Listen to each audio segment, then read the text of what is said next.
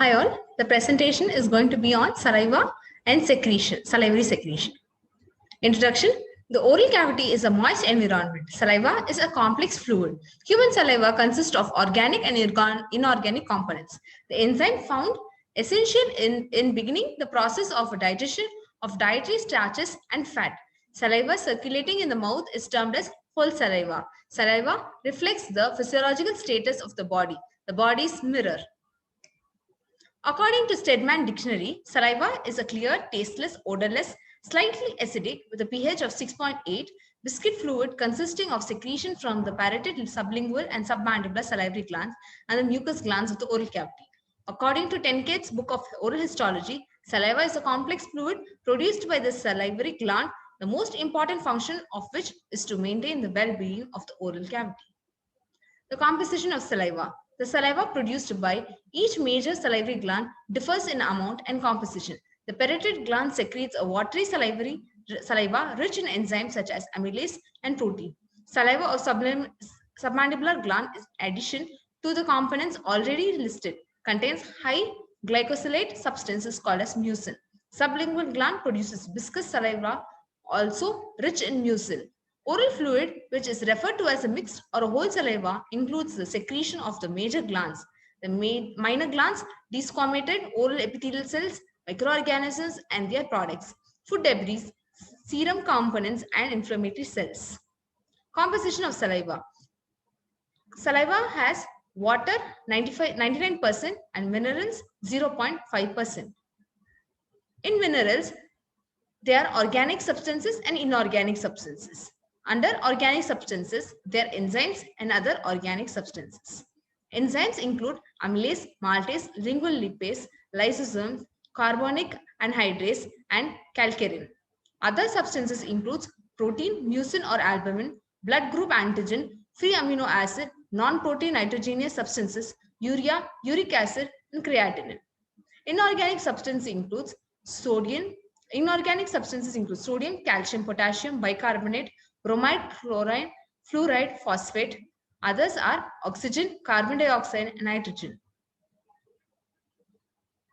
Formation and secretion of saliva. The first stage, the formation and secretion of saliva has two stages. The first stage, cells of the secretory end piece and intercalated duct produces primary saliva, which is an isotonic fluid containing most of the organic components and all of the water that are secreted by the salivary glands. In the second stage, the primary saliva is modified as it passes through the striated and excreted duct, mainly by resorption and secretion of the electrolyte. The final saliva that reaches the oral cavity is hypotonic. The ducts. The ductal system of the salivary gland is a varied network of the tubules that progressively increases the diameter beginning at the secretory end piece and extending to the oral cavity. The three classes of ducts are intercalated, striated, and excretory, each with differing structures and function. The ductal system. Credit for the passage of saliva. It actively participates in the production and modification of saliva. Intercalated duct. Primary saliva passes through the intercalated duct. The first cell of the intercalated duct are directly adjacent to the secretory cells of the end piece, and the lumen of the end piece is continuous with the lumen of the intercalated duct. The intercalated duct are lined by a simple cuboidal epithelial and myoepithelial cell bodies, and their processes typically are located along the basal surface of the duct. The overall diameter of the intercalated duct is smaller than that of the end piece, and the lumen are larger than those of the end piece. Several draining individuals end piece join to form a large intercalated duct, and these major join again before emptying into the striated duct. The length of the intercalated duct is different major and minor salivary gland varies.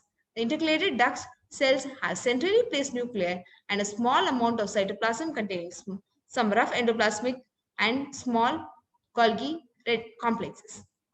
Intercalated duct often are difficult to identify in routine histological sections.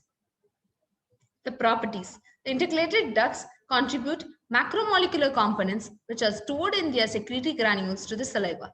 These components include lysosome and lactoferrin. Other currently unknown components probably also are secreted by these cells. A portion of the fluid component of the primary saliva likely is added in the intercalated duct region. Undifferentiated cells thought to represent salivary gland stem cells, are believed to be present in the intercalated duct. These cells may proliferate and undergo differentiation to replace damaged or drying cells in the end piece and striated ducts. Striated duct. It receives the primary saliva from the intercalated duct, constitutes the large portion of the ductal system. These ducts are the main duct components located within the lobules of the gland, which is intralobular. Striated duct cells are columnar with a centrally placed nucleus and pale acidophilic cytoplasm.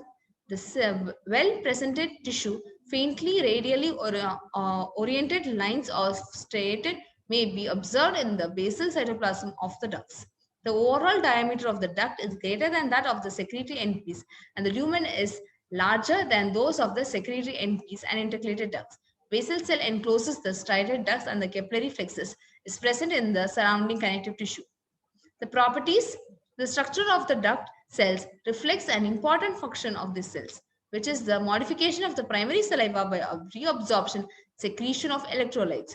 The basal striation of the duct cells, which observed by the electron microscopy, results from the presence of numerous elongated mitochondria in narrow cytoplasmic partitions, separated by high, enfolded, and interdigitated basolateral cell membranes.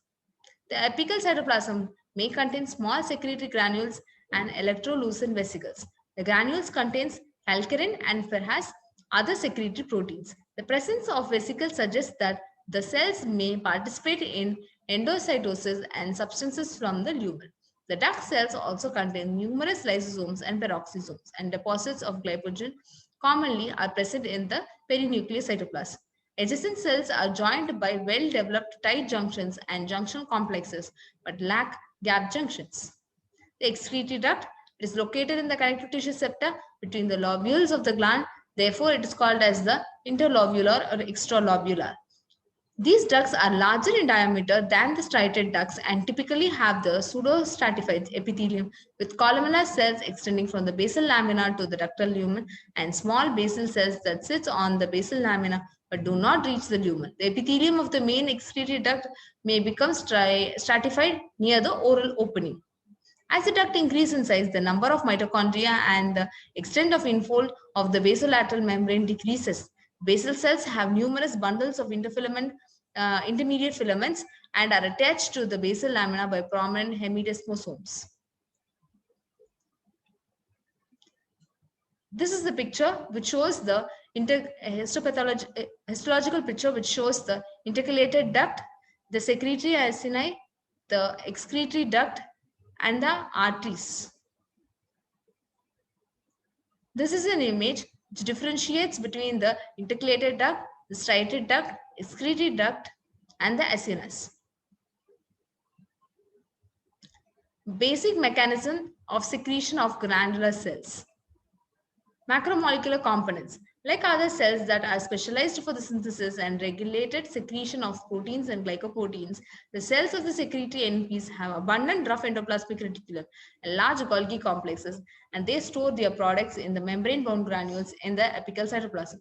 Secretory proteins are synthesized by ribosome attached to the cystine and the endoplasmic reticulum and translocated to the lumen of the endoplasmic reticulum. The proteins are transferred to the Golgi complex where they undergo further modification followed by the condensation and packing into the secretory granules. The secretory granules are stored in the apical cytoplasm until the cell receives an appropriate secretory stimulus. The granule membrane fuses with the cell membrane at the apical surface and their content are released into the lumen by the process of exostosis.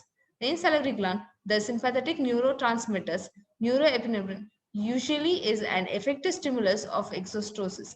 Norepinephrine binds to beta-adrenergic receptors on the cell surface that eventually leads to the granule exocytosis.